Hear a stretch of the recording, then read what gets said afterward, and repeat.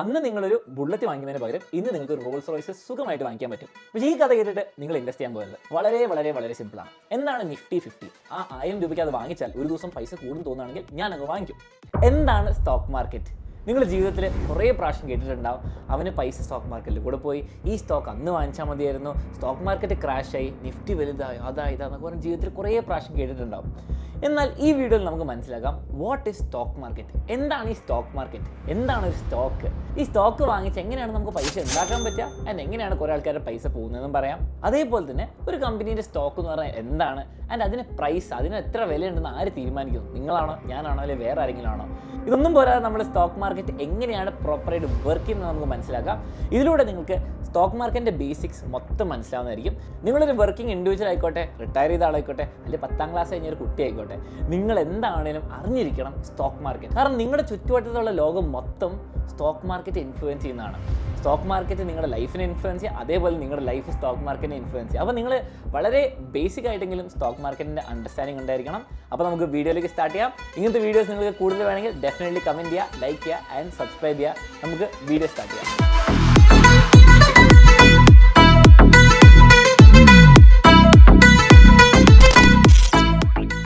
ഇതൊക്കെ മനസ്സിലാക്കാൻ ഒരു അടിപൊളി കഥയുണ്ട്.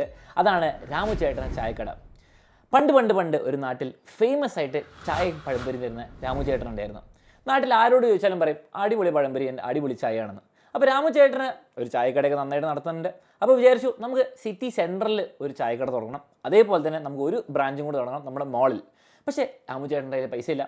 രാമു ചേട്ടൻ വിചാരിച്ചു ബാങ്കിനടുത്ത് വന്ന്. ബാങ്കിനടുത്ത് പോയപ്പോൾ അവർ പറയാണ് ആ ഡോക്യുമെൻറ്റ്, ഈ ഡോക്യുമെൻറ്റ്, അത് വേണം, ഇത് വേണം, വലിയ പ്രശ്നങ്ങളാണ്. അപ്പോൾ ഈ തലവേദന ഒന്നും സഹിക്കാണ്ടിരിക്കാൻ വേണ്ടിയിട്ട് വിചാരിച്ചു 2-3 ഫ്രണ്ട്സിനോട് കുറച്ച് പൈസ ചോദിച്ചാൽ മതിയല്ലോ. പക്ഷേ രാമു ചേട്ടൻ വിചാരിച്ചു ഫ്രണ്ട്സിനെ അല്ലെ പാർട്ട്നേഴ്സിനെ ഇതിലേക്ക് കൊണ്ടുവന്നാൽ അവരോട് നമ്മുടെ പഴംപൊരിൻ്റെ സീക്രട്ട് റെസിപ്പി പറയേണ്ടി വരും. അവർ പറയും അങ്ങനെ ചെയ്യാൻ, ഇങ്ങനെ ചെയ്യാൻ. അപ്പോൾ അതൊന്നും രാമുചേട്ടന് ഇഷ്ടമല്ല.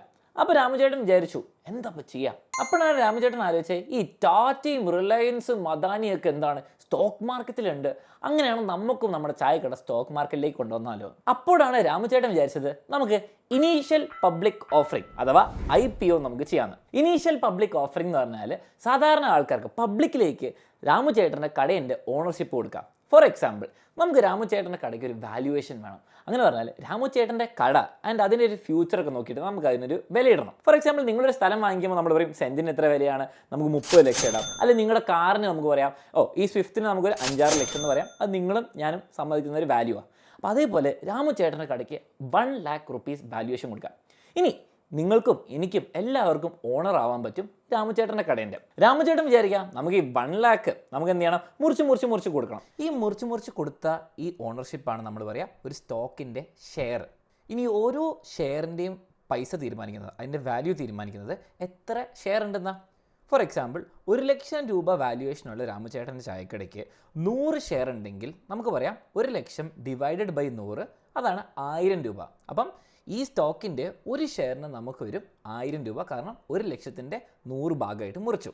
അതേ സമയത്ത് ഈ കടേൻ്റെ സ്റ്റോക്ക് നമ്മൾ 2 ഷെയറാക്കി കൊടുക്കുകയാണെങ്കിൽ നമുക്ക് മനസ്സിലാവും 1 ലക്ഷം ഡിവൈഡഡ് ബൈ 2, 2 ഷെയറിന് എത്രയാണ് വരിക, 50,000 രൂപ. അതാണ് ഓരോ ഷെയറിൻ്റെ ഈ സ്റ്റോക്കിൻ്റെ വില. അപ്പോൾ ഈ കഥയ്ക്ക് വേണ്ടിയിട്ട് നമുക്ക് എന്ത് ചെയ്യാം, 1 ലക്ഷത്തിന് നമുക്ക് 100 ഷെയറായിട്ട് നമുക്ക് സ്പ്ലിറ്റ് ചെയ്യാം. അപ്പം ഓരോ ഷെയറിൻ്റെ ഈ സ്റ്റോക്കിൻ്റെ വില 1000 രൂപ. ഇനി രാമുചേട്ടൻ എന്ത് ചെയ്തു, നമ്മുടെ ഈ സ്റ്റോക്കിൽ 30 ഷെയർ രാമുചേട്ടൻ്റെ കയ്യിൽ തന്നെ വെച്ചു. അപ്പോൾ നമ്മൾ ഈ വീഡിയോയിൽ സ്റ്റോക്കും ഷെയറും അങ്ങോട്ടും ഇങ്ങോട്ടും ഇൻ്റർചേഞ്ചബിളി ഉപയോഗിക്കും. അപ്പം സ്റ്റോക്ക് എന്ന് പറയുമ്പോൾ ഷെയർ ആയിരിക്കും. ഇനി 100ൽ ബാക്കി 70 എന്ത് ചെയ്തു, ബാക്കി 70 പബ്ലിക് മാർക്കറ്റിൽ അങ്ങ് ലിസ്റ്റ് ചെയ്തു. അതാണ് നമ്മുടെ ഇനീഷ്യൽ പബ്ലിക് ഓഫറിങ്ങിൽ കൊടുത്തത്. അപ്പം എനിക്കും നിങ്ങൾക്കും ഓരോ ഷെയറായിട്ട് നമുക്ക് വാങ്ങിക്കാം. 1 ഷെയർ വാങ്ങിക്കുകയാണെങ്കിൽ 1000 രൂപ, 2 ഷെയർ വാങ്ങിക്കുകയാണെങ്കിൽ 2 × 1000 2000 രൂപ. അപ്പോൾ എന്താ സംഭവിക്കുക, നമുക്ക് സ്റ്റോക്ക് മാർക്കറ്റിൽ കാണും രാമുചേട്ടൻസ് ചായക്കട ₹1000. അപ്പോൾ നമുക്ക് തീരുമാനിക്കാം, എനിക്ക് തോന്നുന്നതാണ് രാമുചേട്ടൻ്റെ ചായക്കട അടിപൊളിയാണ്, അത് ഇനിയും വലുതാവും, അതിന് എക്സ്പാൻഡ് ചെയ്യാൻ പറ്റും, അതിന് നല്ല പൊട്ടൻഷ്യൽ ഉണ്ട്, ആൻഡ് രാമുചേട്ടൻ ആളെ അടിപൊളി ബിസിനസ്മാൻ ആണെന്ന് തോന്നുകയാണ്. ഞാൻ എന്ത് ചെയ്യാം, ആ 1000 രൂപയ്ക്ക് അത് വാങ്ങിച്ചാൽ ഒരു ദിവസം പൈസ കൂടും തോന്നുകയാണെങ്കിൽ ഞാൻ അങ്ങ് വാങ്ങിക്കും. അങ്ങനെ ഒരു 30 സ്റ്റോക്ക് രാമുചേട്ടൻ്റെ കയ്യിലും ബാക്കി 70 സ്റ്റോക്കും നാട്ടുകാരുടെ കയ്യിലുമാണെങ്കിൽ രാമുചേട്ടന് 70 ആൾക്കാരുടെ 1000 രൂപകൾ കിട്ടും. 70,000 രൂപ രാമുചേട്ടൻ്റെ കയ്യിൽ കിട്ടി. ഇങ്ങനെ രാമുചേട്ടന് കുറച്ച് പൈസയും കിട്ടി, അതേപോലെ തന്നെ വേറെ 70 ആൾക്കാർക്ക് ഓരോരോ സ്റ്റോക്കും കിട്ടി. അപ്പോൾ രാമുചേട്ടൻ്റെ കടയിൽ ഒരു ചെറിയ ഓണറായി നമ്മൾ 70 ആൾക്കാരും. ഇനി നിങ്ങൾ കണ്ടു, ഞാനും വേറെ 69 ആൾക്കാരും രാമുചേട്ടൻ്റെ കടേൻ്റെ സ്റ്റോക്ക് വാങ്ങിച്ചു. അങ്ങനെ പറയാം ഞാൻ ഓണേഴ്സായി. പക്ഷേ ഇത് എവിടെ പോയി വാങ്ങിച്ചു? ഞാൻ രാമുചേട്ടൻ്റെ അടുത്ത് പോയിട്ട് പറയാം എനിക്കൊരു സ്റ്റോക്ക് വേണം എന്ന് പറഞ്ഞിട്ട് വാങ്ങിക്കുകയാണോ? അല്ല. സ്റ്റോക്ക് വാങ്ങിക്കുന്നതും വിൽക്കുന്നതും ഒക്കെ നടക്കുന്നത് നമ്മുടെ സ്റ്റോക്ക് എക്സ്ചേഞ്ച് ആണ്. ഇന്ത്യയിൽ 2 സ്റ്റോക്ക് എക്സ്ചേഞ്ച് ഉണ്ട്. നാഷണൽ സ്റ്റോക്ക് എക്സ്ചേഞ്ച്, അതാണ് NSE. അതേപോലെ തന്നെ ബോംബെ സ്റ്റോക്ക് എക്സ്ചേഞ്ച്, അതാണ് BSE. അപ്പം കുറേ കമ്പനീസ് ഓരോ സ്റ്റോക്ക് എക്സ്ചേഞ്ചിൽ രജിസ്റ്റർഡ് ആയിരിക്കും. ഈ സ്റ്റോക്ക് എക്സ്ചേഞ്ച് എന്ന് പറഞ്ഞാൽ ബേസിക്കലി ഒരു വലിയ ബിൽഡിംഗ് ആണ്. അവിടെ കുറേ ആൾക്കാരുണ്ടാവും. നിങ്ങൾ ചിലപ്പോൾ സിനിമയിലെ കണ്ടിട്ട് കുറേ ആൾക്കാർ അലറി ഓരോ പൈസ പറയുന്നത്, വലിയ ഇൻഡിക്കേറ്റേഴ്സ് ഉള്ളത്, അപ്പ് ഡൗൺ, കുറേ കമ്പനീൻ്റെ പേരൊക്കെ ഉള്ളത്. അത് തന്നെയാണ് സ്റ്റോക്ക് എക്സ്ചേഞ്ച്. പണ്ട് കാലത്ത് ഒരു സ്റ്റോക്ക് വാങ്ങിക്കണമെങ്കിൽ നമ്മൾ അവിടുത്തെ ഒരു ബ്രോക്കറിനെ വിളിച്ച് പറഞ്ഞ് ബുക്കൊക്കെ ചെയ്യണം. ഇപ്പം അങ്ങനെ ഒന്നുമില്ല. ഇപ്പം നിങ്ങൾ ഫോണിൽ കൂടെ ഒരു ക്ലിക്ക് ചെയ്താൽ നിങ്ങളുടെ അവിടെ സ്റ്റോക്ക് വാങ്ങിക്കാൻ വിൽക്കാനും പറ്റും. ഇനി നമ്മുടെ കഥയിലേക്ക് തിരിച്ചു വരാം. നമുക്ക് 1000 രൂപയ്ക്ക് നമ്മൾ ഒരു സ്റ്റോക്ക് വാങ്ങിച്ചിട്ടുണ്ടായിരുന്നു. രാമുചേട്ടൻ പറയാണ് നമുക്ക് എന്ത് ചെയ്യാം, ബാംഗ്ലൂരും എല്ലായിടത്തും എക്സ്പാൻഡ് ചെയ്യാം, അടിപൊളിയായിട്ട് കുറേ പ്ലാൻസ് ഉണ്ട് രാമുചേട്ടൻ്റെ കയ്യിൽ. അപ്പം അതേപോലെ തന്നെ പഴംപൊരിൻ്റെ കുറേ പുതിയ ഫ്ലേവേഴ്സൊക്കെ ഇൻട്രൊഡ്യൂസ് ചെയ്തു. ഇതൊക്കെ നാട്ടിൽ ഭയങ്കര ഹിറ്റായി. അപ്പോൾ ഇത് കേട്ടപ്പം എനിക്കും ബാക്കിയുള്ള നാട്ടുകാർക്കൊക്കെ ഭയങ്കര ഇൻട്രസ്റ്റ് ആയി. രാമുചേട്ടൻ്റെ ഐഡിയ കലക്കും ആൻഡ് ഇതെന്താണ് വലിയ കമ്പനിയാണെന്ന് ഉറപ്പായി. അപ്പോൾ 1000 രൂപയ്ക്ക് വാങ്ങിച്ച എൻ്റെ സ്റ്റോക്ക് എല്ലാവർക്കും ഇപ്പോൾ വേണം. കുറേ ആൾക്കാർക്ക് എൻ്റെ 1000 രൂപേൻ്റെ സ്റ്റോക്ക് വേണം. ബാക്കിയുള്ള 70 ആൾക്കാരുടെ അടുത്തുനിന്നും ഇത് മേടിക്കാൻ നോക്കുന്നുണ്ട്. അപ്പോൾ എന്താ സംഭവിച്ചത്? ഡിമാൻഡ് കൂടി. ആകെ 70 സ്റ്റോക്കേ നാട്ടുകാരുടെ കയ്യിലുള്ളൂ. ആൻഡ് 70 സ്റ്റോക്കിന് വേണ്ടിയിട്ട് കുറേ ആൾക്കാർക്ക് ആഗ്രഹം. കാരണം എന്താ, രാമുചേട്ടൻ്റെ കട അടിപൊളിയാണെന്ന് മനസ്സിലായി. അപ്പോൾ ഡിമാൻഡ് കൂടി, സപ്ലൈ അവിടെ തന്നെ നിൽക്കുക. ആകെ 70 സ്റ്റോക്കുള്ളൂ ആൻഡ് 1000 രൂപയ്ക്ക് നമ്മൾ വാങ്ങിച്ചത്. അപ്പോൾ ഞാൻ പറയാണ്, ഞാൻ വേണമെങ്കിൽ ഒരു സ്റ്റോക്ക് തരാം, പക്ഷേ 2000 രൂപ എടുക്കുന്നു പറയാം. റിയലിസ്റ്റിക് അല്ല, പക്ഷെ മനസ്സിലാക്കുക. ഡിമാൻഡ് കൂട്ടിയോണ്ട് ഞാൻ പറയുന്നത് 2000 രൂപയ്ക്ക് വേണേൽ തരാമെന്ന് പറയുകയാണ്. അപ്പോൾ ഞാൻ എന്ത് ചെയ്തു, 2000 രൂപയ്ക്ക് വാങ്ങിക്കാൻ ആൾക്കാർ റെഡിയാണ്. അപ്പം ഡിമാൻഡ് അത്ര ഉള്ളതുകൊണ്ട് 2000 രൂപയ്ക്ക് 1-2 ആൾക്കാർ വാങ്ങിച്ചു. ഇതാണ് ലാസ്റ്റ് ട്രേഡഡ് പ്രൈസ്. അപ്പോൾ ഞാനാണ് അവസാനം ഇന്ന് ട്രേഡ് ചെയ്തത്. 2000 രൂപയ്ക്ക് ഞാൻ എൻ്റെ സ്റ്റോക്ക് വിറ്റു. അപ്പോൾ ഈ 2000 രൂപയ്ക്ക് ഒരാൾ വാങ്ങിച്ചു. ഇപ്പം രാമുചേട്ടൻ്റെ ചായക്കടേൻ്റെ ഒരു ഷെയറിൻ്റെ വില പണ്ട് 1000 ആണെങ്കിൽ ഇപ്പോൾ 2000 ആയി. അങ്ങനെയാണെങ്കിൽ രാമുചേട്ടൻ്റെ കമ്പനീൻ്റെ വാല്യുവേഷൻ എത്രയാണ്? 1,00,000 ആയിരുന്നു. നമ്മുടെ 100 ഷെയർ 1000 രൂപയ്ക്കായിരുന്നു പണ്ടുണ്ടായിരുന്നത്. ഇപ്പം അങ്ങനെയല്ല, 100 ഷെയറിനും 2000 രൂപയായി. അപ്പം 100 × 2000 2,00,000 രൂപയായി. രാമുചേട്ടൻ്റെ കടയിൽ കയറിപ്പോയി. രാമുചേട്ടൻ്റെ കയ്യിൽ കുറേ പൈസയും കിട്ടി. രാമുചേട്ടൻ്റെ കയ്യിൽ ഉള്ള പൈസ, ആ 30 ഷെയറിൻ്റെ പൈസയും കൂടി, അതേപോലെ തന്നെ കമ്പനീൻ്റെ വാല്യുവേഷനും കൂടി. ഇപ്പോൾ രാമുചേട്ടൻ എന്ത് ചെയ്യാം, ബാംഗ്ലൂരും ഹൈദരാബാദും ഡൽഹിയും എല്ലായിടത്തും എക്സ്പാൻഡ് ചെയ്യാൻ പറ്റും. രാമുചേട്ടൻ അങ്ങനെ അടിപൊളിയായി പോയി. നമുക്ക് എല്ലാവർക്കും സ്റ്റോക്കൊക്കെ ഉണ്ട്, എല്ലാവരും ഹാപ്പിയാണ്. ഇങ്ങനെ രാമുചേട്ടൻ്റെ കട അടിപൊളിയായിട്ട് എക്സ്പാൻഡ് ചെയ്യാണ്. കുറേ ഷോറൂമൊക്കെ തുടങ്ങി. പക്ഷേ ഒരു ന്യൂസ് വന്നു, ഒരു റൂമർ. എന്താണ്, ബാംഗ്ലൂരിലെ ഷോറൂം അത്ര വൃത്തിയല്ല, അവിടെ കിച്ചണിൽ കുറേ എലിയൊക്കെ ഉണ്ടെന്ന് പറഞ്ഞ ന്യൂസ് വന്നു. ഇത് കേട്ടത് ഉടനെ തന്നെ എല്ലാവർക്കും വിൽക്കണം. ഓക്കെ, എല്ലാവർക്കും ഉള്ള പൈസ ഇപ്പോൾ 2500 രൂപ എന്താണ് സ്റ്റോക്ക്, എല്ലാവർക്കും വിൽക്കണം. കാരണം എന്താണ്, ഈ ന്യൂസ് പുറത്തറിഞ്ഞു കഴിഞ്ഞാൽ, എല്ലാവരും അറിഞ്ഞു കഴിഞ്ഞാൽ ആർക്കും വേണ്ടി വരില്ല. ആൻഡ് ആരും 2000 അല്ല 1000 രൂപയ്ക്ക് വരെ വാങ്ങിക്കില്ല. രാമുചേട്ടൻ്റെ കട ഫുൾ റിസ്ക്കിലാണ്. ഇപ്പോൾ ഈ സ്റ്റോക്കുള്ള ഇൻവെസ്റ്റേഴ്സൊക്കെ എന്ത് ചെയ്യാൻ നോക്കുന്നത്, വേഗം അത് വിൽക്കാൻ നോക്കുകയാണ്. അപ്പോൾ എല്ലാവർക്കും പെട്ടെന്ന് വിൽക്കണം. കാരണം ഉള്ള 2500 2000 രൂപ കിട്ടിയിട്ട് വേഗം പോക്കറ്റിലാക്കണം. പക്ഷേ പ്രശ്നം എന്താണ്, നാട്ടുകാർ അറിഞ്ഞാൽ എന്ത് ചെയ്യും, ഇവരിത് വാങ്ങിക്കാൻ ആരും റെഡിയല്ല. സ്റ്റോക്കുള്ള എല്ലാവരും തന്നെ വിൽക്കാൻ റെഡി. 2000 രൂപയോ 1700 രൂപയോ ഉള്ളത് തരാൻ പറയുന്നു. പക്ഷെ ആർക്കും ഇത് വേണ്ട. കാരണം എന്താണ്, ഡിമാൻഡ് വളരെ കുറവാണ്. ചിലർ പറയുന്നുണ്ട് 500 രൂപയ്ക്ക് വല്ലതും തന്നാൽ ഞാൻ വേണം വാങ്ങിക്കാമെന്ന്. ഇപ്പം എന്ത് സംഭവിച്ചു, ഇപ്പം സപ്ലൈ ഭയങ്കര, എല്ലാവർക്കും സ്റ്റോക്ക് തരണം, ആർക്കെങ്കിലും നിങ്ങൾ എടുത്തോ എന്ന് പറയാണ്. ആർക്കും ഇത് വേണ്ട, ഡിമാൻഡ് കുറവാണ്. ഇപ്പോൾ സ്റ്റോക്കുള്ള ഒരാൾ തീരുമാനിച്ചു, ഇത് ഓവർ പൈസ കുറയുന്നതിന് മുമ്പ് ഞാൻ ഒരു 800 രൂപയ്ക്ക് വിൽക്കാം.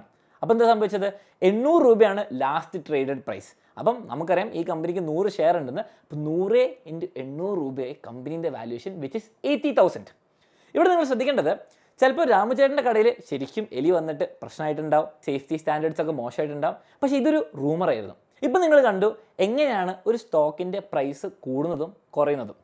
ഈ സ്റ്റോക്കിൻ്റെ പ്രൈസ് എപ്പോഴും കൂടുന്നതും കുറയുന്നതും കമ്പനി എത്ര അടിപൊളി, ലീഡർഷിപ്പ് എങ്ങനെയാണ് അതിൻ്റെ ഫ്യൂച്ചർ ഉണ്ടാകുന്നത് മാത്രം തീരുമാനിക്കുകയല്ല. ഇപ്പം നമ്മൾ കണ്ടു ഒരു എലി ഉണ്ടെന്ന് പറഞ്ഞാൽ ന്യൂസ് കേട്ടു, ന്യൂസ് ആർട്ടിക്കിൾ വന്നു, അല്ലെങ്കിൽ ഒരു റൂമർ വന്നു. അപ്പം തന്നെ എന്ത് ചെയ്യും, ഇൻവെസ്റ്റേഴ്സ് എല്ലാവരും പാനിക് സെൽ ചെയ്യും. ഓക്കെ, അതേപോലെ തന്നെ ലെറ്റ്സ് സേ രാമുചേട്ടൻ പറയാണ്, രാമുചേട്ടൻ പഴംപൊരിൻ്റെ പുതിയ ഫോൺ ഉണ്ടാക്കുകയാണ്, നെക്സ്റ്റ് ലെവൽ AI ഒക്കെ ഉണ്ടാക്കുന്നത് കേൾക്കുമ്പോൾ തന്നെ ചിലപ്പോൾ എന്ത് ചെയ്യും, എല്ലാവരും വാങ്ങിക്കാൻ തുടങ്ങും, പൈസ കൂടും. ഒരു സ്റ്റോക്കിൻ്റെ പ്രൈസ് തീരുമാനിക്കുന്നത് നമ്മൾ കണ്ടു ഒരു കമ്പനീൻ്റെ റവന്യൂ, അതേപോലെ തന്നെ അതിൻ്റെ ഫ്യൂച്ചർ, അങ്ങനത്തെ കുറേ കാര്യങ്ങളൊക്കെ ഉണ്ട്. പക്ഷേ ഇത് മാത്രമല്ല, നിങ്ങൾ കണ്ടു ഒരു ന്യൂസ് ആർട്ടിക്കിൾ അല്ലെങ്കിൽ റൂമർ കാരണം തന്നെ, അല്ലെങ്കിൽ ആൾക്കാരുടെ എക്സ്പെക്റ്റേഷൻ. ഓക്കെ, ആൾക്കാർക്ക് എന്താണോ ആ കമ്പനീനെ പറ്റി തോന്നുന്നത്, അല്ലെങ്കിൽ ഒരു ഫീലിംഗ്, അതിനനുസരിച്ചാണ് ഈ ഇൻവെസ്റ്റേഴ്സിൻ്റെ സെൻറ്റിമെൻ്റ് അനുസരിച്ചാണ് പ്രൈസ് മൂവ് ചെയ്യുക. ഓക്കെ, ആൾക്കാർക്ക് തോന്നി ഇവിടെ സേഫ്റ്റി സ്റ്റാൻഡേർഡ്സ് ഇല്ല ആൻഡ് ഫുൾ പ്രശ്നമാണെന്ന് തോന്നുമ്പോൾ അപ്പം സെല് ചെയ്യാൻ നോക്കും. ഇവർ തോന്നുകയാണ് നെക്സ്റ്റ് ടെക്നോളജി പഴംപൊരിയിൽ കൊണ്ടുവരാൻ പോകുന്ന രാമുചേട്ടനാന്ന് തോന്നുമ്പോൾ എല്ലാവരും വാങ്ങിക്കാൻ തുടങ്ങി. അപ്പോൾ പൈസ അപ്പാവും. ഇങ്ങനെയാണ് നമ്മുടെ സ്റ്റോക്ക് മാർക്കറ്റ് വർക്ക് ചെയ്യുക. ഇതിപ്പോൾ നിങ്ങൾ കണ്ടത് ഒരു കുഞ്ഞു കടേൻ്റെ ഒരു കുഞ്ഞു കഥ ആൻഡ് 100 ഷെയറേ ഉള്ളൂ. ആൻഡ് കുറേ മാസങ്ങൾ കൂടുമ്പോൾ ആരെങ്കിലും എപ്പോഴെങ്കിലുമൊക്കെ സ്റ്റോക്ക് വാങ്ങിക്കുന്നു വിൽക്കുന്നു. എന്നാൽ ശരിക്കത്തെ സ്റ്റോക്ക് മാർക്കറ്റിൽ ഓരോ സെക്കൻഡിലും പൈസ മാറിക്കൊണ്ടിരിക്കുകയാണ് സ്റ്റോക്കിൻ്റെ. ആൻഡ് അതേപോലെ തന്നെ ആയിരക്കണക്കിന് അല്ലെങ്കിൽ ലക്ഷക്കണക്കിന് ട്രാൻസാക്ഷൻസ് ഓരോ സെക്കൻഡിൽ നടക്കുന്നുണ്ട്. അതുകൊണ്ടാണ് ഓരോ സെക്കൻഡിൽ നിങ്ങൾ നോക്കുമ്പോൾ ഈ റെഡും ഗ്രീനും ഗ്രാഫൊക്കെ കാണുന്നത്. അതുകൊണ്ടാണ് സ്റ്റോക്ക് മാർക്കറ്റിൽ നിങ്ങൾ ഒരു ഡേ എടുത്താൽ നിങ്ങൾ കാണാൻ പറ്റും ആപ്പിളിൻ്റെ പൈസ കൂടി, ഗൂഗിളിൻ്റെ പൈസ കുറഞ്ഞു, ടാറ്റേൻ്റെ പൈസ കൂടി എന്ന് കാണുന്നു. ഓരോ സെക്കൻഡിലും ലക്ഷക്കണക്കിന് ആൾക്കാർ വാങ്ങിക്കുന്നതും വിൽക്കുന്നതും ചെയ്യുന്നുണ്ട്. ഈ സ്റ്റോക്ക് മാർക്കറ്റിൽ എങ്ങനെയാണ് പൈസ ഉണ്ടാക്കാൻ പറ്റുക? സ്റ്റോക്ക് മാർക്കറ്റിലെ ന്യൂസ് കേൾക്കുമ്പോൾ നിങ്ങൾക്കറിയാം, നിങ്ങളുടെ കുറേ ഫ്രണ്ട്സ് അല്ല അറിയുന്നവരൊക്കെ കുറേ ആൾക്കാർ പൈസ കളഞ്ഞിട്ടുണ്ടാവും. നിങ്ങൾ വിചാരിക്കും അവരെന്താ പൊട്ടന്മാരാണോ? ഇല്ല, വളരെ സിമ്പിൾ പ്രിൻസിപ്പിളാണ് നമുക്ക് സ്റ്റോക്ക് മാർക്കറ്റിൽ പൈസ ഉണ്ടാക്കാൻ വേണ്ടിയിട്ട്. പക്ഷേ എന്തുകൊണ്ട് കുറേ ആൾക്കാർ പൈസ നഷ്ടപ്പെടുന്നു? കാരണം നമുക്ക് സ്റ്റോക്ക് മാർക്കറ്റ് ഒരിക്കലും പ്രെഡിക്റ്റ് ചെയ്യാൻ പറ്റില്ല.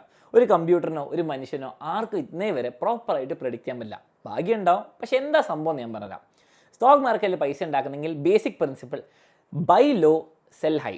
ഫോർ എക്സാമ്പിൾ, രാമചേട്ടൻ്റെ ചായക്കടേൻ്റെ സ്റ്റോക്കിന് 800 രൂപയുള്ളപ്പോൾ നിങ്ങൾ വാങ്ങിച്ചു. 1-2 വർഷം കഴിയുമ്പോൾ ആ സ്റ്റോക്കിന് തന്നെ ചിലപ്പോൾ 1500 രൂപയായി. അപ്പോൾ നിങ്ങൾ മനസ്സിലായി, പണ്ടെപ്പോഴോ 800 രൂപയ്ക്ക് വാങ്ങിച്ചു, ഇപ്പോൾ 1500 രൂപ, ഏകദേശം ഡബിളായി. അപ്പോൾ നിങ്ങൾ എന്ത് ചെയ്യണം? അപ്പോൾ വിൽക്കണം. ഇപ്പോൾ നിങ്ങൾക്ക് എന്താണ് 700 റുപ്പീസ് പ്രോഫിറ്റ് ആയി. ഇത് പക്ഷേ ഒരു സ്റ്റോക്കിന് നിങ്ങൾ ഫോർ എക്സാമ്പിൾ റിലയൻസിൻ്റെ ഒരു 100 സ്റ്റോക്ക് വാങ്ങിച്ചു. 100 സ്റ്റോക്കും കുറേ കഴിയുമ്പോൾ എന്താണ് പൈസ കൂടി. ഓക്കെ, 1000 രൂപ ഉണ്ടായിരുന്ന 2000 രൂപയായി. അപ്പോൾ നിങ്ങൾ എന്ത് ചെയ്തു? 1000 രൂപ എക്സ്ട്രാ ഗെയിൻ ചെയ്തു. അത് 100 സ്റ്റോക്കിന്. അപ്പോൾ 1000 × 100 രൂപ നിങ്ങൾ ഗെയിൻ ചെയ്തു. പക്ഷേ എന്താ പ്രശ്നം എന്ന് വെച്ചാൽ, ഒരു സ്റ്റോക്ക് മേലേക്കോ താഴേക്കോ എന്ന് പോവും, എപ്പോൾ പോകുന്ന ആർക്കും തന്നെ പ്രെഡിക്റ്റ് ചെയ്യാൻ പറ്റില്ല. ആൻഡ് ഇത് കമ്പനീൻ്റെ പെർഫോമൻസ് മാത്രം അനുസരിച്ചല്ല, ഞാൻ പറഞ്ഞ പോലെ ആൾക്കാരുടെ എക്സ്പെക്റ്റേഷൻ അനുസരിച്ചിരിക്കും. നിങ്ങളിപ്പോൾ കഥ കേട്ടിട്ടുണ്ടാവും. 2002 ഫോർ എക്സാമ്പിൾ നിങ്ങൾക്ക് ബുള്ളറ്റ് വാങ്ങിക്കാൻ പറ്റും. ഒരു 2 ലക്ഷം രൂപ അല്ലെങ്കിൽ 1.5 ലക്ഷം രൂപ കയ്യിലുണ്ട്. നിങ്ങളൊരു ബുള്ളറ്റ് വാങ്ങിച്ചിട്ടുണ്ടെങ്കിൽ ഇന്നത് ഒരു പഴയ ബുള്ളറ്റാവും. ഓക്കെ, നിങ്ങൾക്ക് പകുതി വിലയ്ക്കോ അതിൻ്റെ 1/4 വിലയ്ക്കോ ചിലപ്പോൾ വിൽക്കാൻ പറ്റും. പക്ഷേ അതേ സമയത്ത് 2002 നിങ്ങൾ റോയൽ എൻഫീൽഡ് ഓൺ ചെയ്ത ഐച്ചർ എന്ന് പറഞ്ഞ കമ്പനീൻ്റെ 1.5 ലക്ഷം അല്ലെങ്കിൽ 2 ലക്ഷം രൂപേൻ്റെ സ്റ്റോക്ക് വാങ്ങിച്ചിട്ടുണ്ടായിരുന്നെങ്കിൽ ഇന്ന് 22 വർഷങ്ങൾക്ക് ശേഷം അതേ സ്റ്റോക്കിൻ്റെ വർത്ത് ഏകദേശം 6-7 കോടി രൂപയായിരിക്കും. ഓക്കെ, അന്ന് നിങ്ങളൊരു ബുള്ളറ്റ് വാങ്ങിക്കുന്നതിന് പകരം ഇന്ന് നിങ്ങൾക്ക് റോൾസ് റോയ്സ് സുഖമായിട്ട് വാങ്ങിക്കാൻ പറ്റും. പക്ഷേ ഈ കഥ കേട്ടിട്ട് നിങ്ങൾ ഇൻവെസ്റ്റ് ചെയ്യാൻ പോകരുത്. കാരണം 20 വർഷം മുമ്പ് റോയൽ എൻഫീൽഡ് ഒരു സാധാരണ കുഞ്ഞു കമ്പനിയാണ്. അന്ന് നിങ്ങൾക്ക് ആർക്കും അറിയില്ല, എനിക്കും അറിയില്ല, റോയൽ എൻഫീൽഡ് 20 വർഷം ശേഷം ഇത്രയും വലിയ കമ്പനിയാണെന്നും ഇന്ത്യയിലെ കുറേ ആൾക്കാർക്ക് തന്നെ റോയൽ എൻഫീൽഡ് ഉണ്ടാവുന്നു. അന്ന് റോയൽ എൻഫീൽഡിൽ ഭാഗ്യം കൊണ്ട് ഇൻവെസ്റ്റ് ചെയ്തിട്ടുണ്ടെങ്കിൽ നിങ്ങൾക്ക് ഇപ്പോൾ ഇത്രയും പൈസ ഉണ്ടാവും. പക്ഷേ പ്രശ്നം എന്താണെന്ന് വെച്ചാൽ, ഞാൻ പറയുകയാണ്, ഇന്ന് നിങ്ങൾ ഈ കമ്പനിയിൽ, ഈ ഒരു സാധാരണ കുഞ്ഞു കമ്പനിയിൽ ഇൻവെസ്റ്റ് ചെയ്യും, 20 വർഷം ശേഷം ഇതും 10 കോടി അടിക്കുമെന്ന് പറയുകയാണ്. പക്ഷേ പ്രശ്നം എന്താണ്? ഇതൊരു കുഞ്ഞു കമ്പനിയാണ്. നിങ്ങൾക്ക് ആർക്കും വിശ്വാസം ഉണ്ടാവില്ല ഇത് 10 വർഷം അല്ലെങ്കിൽ 20 വർഷം കഴിയുമ്പോൾ കോടികൾ അടിക്കുന്നത്. അപ്പോൾ പ്രശ്നം എന്താണ്? അന്ന് റോയൽ എൻഫീൽഡ് ഇത്രയും വലിയ കമ്പനിയാണെന്ന് ആർക്കും പ്രെഡിക്റ്റ് ചെയ്യാൻ പറ്റില്ല. കാരണം എന്താണ്? ഐച്ചർ എന്ന് പറഞ്ഞ കമ്പനി നിങ്ങൾ ഗ്രാഫ് നോക്കിയാൽ മനസ്സിലാവും, സ്റ്റോക്ക് അപ്പാവും ഡൗണാവും. പക്ഷേ ഒരു ലോങ് ജേണിയാണ്. ഈ ലോങ് ജേണിയിൽ വളരെ കുറച്ച് company, let's say apple, Google, Tata, Reliance, അങ്ങനത്തെ ചില കമ്പനീസാണ് നിങ്ങൾക്ക് ഇത്രയും വലിയ റിട്ടേൺ ഉണ്ടാക്കിയിട്ടുള്ളൂ. പക്ഷേ അത് 20 വർഷം മുമ്പ് നിങ്ങൾ ഇൻവെസ്റ്റ് ചെയ്തിട്ടുണ്ടായിരുന്നെങ്കിൽ ഇത്ര ഉണ്ടാക്കാൻ പറ്റിയായിരുന്നു. പക്ഷേ ഇന്ന് നിങ്ങൾക്ക് ആർക്കും പ്രെഡിക്റ്റ് ചെയ്യാൻ പറ്റില്ല നാളെ ഏതാണ് ഈ കമ്പനി ആവാൻ പോകുന്നതെന്ന്. അപ്പോൾ നിങ്ങളൊരു സ്റ്റോക്ക് മാർക്കറ്റിൽ ഇൻവെസ്റ്റ് ചെയ്യുമ്പം നിങ്ങൾക്ക് കുറേ പഠിക്കാനുണ്ട്. നിങ്ങൾ കുറേ fundamental analysis and technical analysis മനസ്സിലാക്കിയിട്ടാണ് ശരിക്കും സ്റ്റോക്ക് മാർക്കറ്റിൽ എൻട്രി ചെയ്യേണ്ടത്. നമുക്ക് എല്ലാവർക്കും ഒരു ഫീലിംഗ് ഉണ്ടാവും, സ്റ്റോക്ക് മാർക്കറ്റിൽ ഇൻവെസ്റ്റ് ചെയ്ത് പൈസ കളയുന്നതിന് മുമ്പ് ഈ കമ്പനി ഞാൻ ഉപയോഗിക്കുന്ന, ഈ ഷാമ്പു ഞാൻ ഉപയോഗിക്കുന്ന, അല്ലെങ്കിൽ ഈ കമ്പനിയുടെ ഫുഡ് ഡെലിവറി ഞാൻ ഉപയോഗിക്കുന്ന ഒരു സ്റ്റോക്ക് വാങ്ങിച്ച് കളയാമെന്ന് വിചാരിക്കും. പക്ഷേ പ്രശ്നം എന്താണ്? നമ്മൾ വെറും സെൻറ്റിമെൻറ്റ്സിൽ വാങ്ങിക്കുന്നതാണ്. അപ്പോൾ അതുകൊണ്ട് തന്നെ കുറേ ആൾക്കാർ പൈസ ഇത് ലൂസ് ചെയ്യും. ആൻഡ് നമ്മൾ കുറേ ആൾക്കാർ കേൾക്കുന്ന പോലെ ഈ റോയൽ എൻഫീൽഡ് പോലെ കോടികൾ ഉണ്ടാക്കില്ല. അപ്പോൾ സ്റ്റോക്ക് മാർക്കറ്റ് വളരെ സിമ്പിളാണ്, വളരെ ബേസിക്കാണ്. പക്ഷേ പ്രശ്നം എന്താണെന്ന് വെച്ചാൽ കുറേ ആൾക്കാർ അത് മനസ്സിലാക്കാണ്ടാണ് അതിൽ ഇൻവെസ്റ്റ് ചെയ്യുന്നത്. ഓക്കെ, അപ്പോൾ നിങ്ങൾക്ക് ഈ വീഡിയോ ഇത്ര വരെ ഇഷ്ടമായിട്ടുണ്ടെങ്കിൽ ഡെഫിനറ്റ്ലി ലൈക്ക് ചെയ്യുക, കമൻറ്റും ലീവ് ചെയ്യാൻ മറക്കരുത്. ഇനി നിങ്ങൾ ചിലപ്പോൾ കേട്ടിട്ടുണ്ടാവും ഒരു നിഫ്റ്റി 50, അതുപോലെ സെൻസെക്സ്. എന്താണ് ഈ സംഭവങ്ങൾ? വളരെ വളരെ വളരെ സിമ്പിളാണ്. എന്താണ് നിഫ്റ്റി 50? നമ്മുടെ NSE, national stock exchange of India, NSEയിലെ ടോപ്പ് 50 കമ്പനീസ്, ഏറ്റവും വാല്യൂഡ് ആൻഡ് ഏറ്റവും വലിയ കമ്പനി എന്ന് തീരുമാനിക്കുന്ന 50 കമ്പനീനെ എടുക്കും. ഈ 50 കമ്പനീൻ്റെ സ്റ്റോക്ക് പ്രൈസസ് ഓക്കെ എല്ലാം കൂടി ഒരു മാത്തമാറ്റിക്സ് ഒക്കെ ചെയ്തിട്ട് ഒരു സിംഗിൾ നമ്പർ ആക്കും. ഫോർ എക്സാമ്പിൾ, ഇപ്പം നിഫ്റ്റി 50 ഏകദേശം 25,000 പോയിൻറ്റ്സിലാണ്. അങ്ങനെ പറയുമ്പോൾ നമുക്ക് നാളെ 26,000 അല്ലെങ്കിൽ 27,000 കയറുമ്പോൾ നമുക്ക് മനസ്സിലായി, ഓ നിഫ്റ്റി കയറുന്നുണ്ട്, അഥവാ ഇന്ത്യത്തെ ടോപ്പ് 50 കമ്പനീസ് അല്ലെ കൂടുതലും കമ്പനീസും ഗ്രോ ചെയ്യുന്നുണ്ട്. അതേ സമയത്ത് സ്റ്റോക്ക് മാർക്കറ്റ് ക്രാഷ് അല്ലെ ഫോൾ എന്ന് പറയുമ്പോൾ എന്താണ്, ഈ നിഫ്റ്റി 50 നമ്പർ വെച്ച് നമുക്ക് മനസ്സിലാവും, ഇന്ന് 25,000 ഉണ്ടെങ്കിൽ കുറച്ച് ദിവസങ്ങൾ കഴിയുമ്പോൾ 24,000 ഉണ്ടാവും, 22,000 ഉണ്ടാവും. ആ ടോപ്പ് 50 കമ്പനീസിൻ്റെ സ്റ്റോക്ക് പ്രൈസും കുറയുന്നുണ്ട്, അതേപോലെ വേറെ കുറേ കമ്പനീസിനെയും നമ്മുടെ സ്റ്റോക്ക് പ്രൈസ് കുറയുന്നുണ്ടാവും. ഇതാണ് നിഫ്റ്റി 50 എന്ന് പറഞ്ഞാൽ. അതേപോലെ സെൻസെക്സ് എന്ന് പറഞ്ഞാൽ വേറൊരു ഇൻഡെക്സ് ഉണ്ട്. ഈ ഇൻഡെക്സ് എന്ന് പറയുമ്പോൾ നമുക്കൊരു ചെറിയ ഐഡിയ തരാൻ വേണ്ടിയിട്ടാണ് എന്താണ് മാർക്കറ്റിലെ വലിയ കമ്പനീസിന് സംഭവിക്കുന്നതെന്ന്. ഇപ്പോൾ നിങ്ങൾ കണ്ടത് സ്റ്റോക്ക് മാർക്കറ്റിൻ്റെ ബേസിക്സ് ആണ്. എങ്ങനെയാണ് സ്റ്റോക്ക് മാർക്കറ്റ് വർക്ക് ചെയ്യുക, എങ്ങനെയാണ് ഒരു കമ്പനി നമുക്ക് വാങ്ങിക്കാൻ പറ്റുക, അതിൻ്റെ സ്റ്റോക്ക് വാങ്ങിക്കാൻ പറ്റുമെന്ന്. പക്ഷേ നമ്മൾ വിചാരിക്കുന്ന പോലെ ഇത്രയും സിമ്പിളൊന്നല്ല സംഭവങ്ങൾ, വളരെ കോംപ്ലിക്കേറ്റഡ് ആണ്. പക്ഷേ അതിലേക്കൊന്നും ഞാൻ പോകാണ്ട് നിങ്ങൾക്ക് സ്റ്റോക്ക് മാർക്കറ്റ് എങ്ങനെ മനസ്സിലായെന്ന് വിശ്വസിക്കുന്നു. ഇത് മനസ്സിലായി തീർച്ചയായിട്ടും ലൈക്ക് ചെയ്യുക. ഇനി ഇതേപോലെ തന്നെ കുറേ കൂടുതൽ നിങ്ങൾക്ക് അറിയാൻ താല്പര്യമുണ്ട്. ഫോർ എക്സാമ്പിൾ, എന്താണ് ഒരു മ്യൂച്വൽ ഫണ്ട്, ഏത് വെബ്സൈറ്റിലൂടെ അല്ലെങ്കിൽ എവിടെ കൂടിയാണ് നമുക്കൊരു സ്റ്റോക്ക് വാങ്ങിക്കാൻ പറ്റുക, വിൽക്കാൻ പറ്റുക, എപ്പോൾ വാങ്ങിക്കണം, എപ്പോൾ വിൽക്കണം എന്നൊക്കെ കുറച്ച് ബേസിക്സ് കുറച്ചുകൂടി മനസ്സിലാക്കാൻ വേണ്ടിയിട്ട് തീർച്ചയായിട്ടും കമൻറ്റ് ചെയ്യുക. അങ്ങനത്തെ വീഡിയോസ് നമുക്ക് വേണമെങ്കിൽ എല്ലാവർക്കും താല്പര്യം ഉണ്ടെങ്കിൽ ചെയ്യാം. ഓക്കെ, അപ്പോൾ ഇത് ഇഷ്ടപ്പെടാൻ ഡെഫിനറ്റ്ലി ഷെയർ ചെയ്യുക. ഹോപ്പ്ഫുള്ളി നിങ്ങൾക്ക് സ്റ്റോക്ക് മാർക്കറ്റിൻ്റെ ഒരു ബേസിക് അണ്ടർസ്റ്റാൻഡിങ് മനസ്സിലായിട്ടുണ്ട്. Thank you.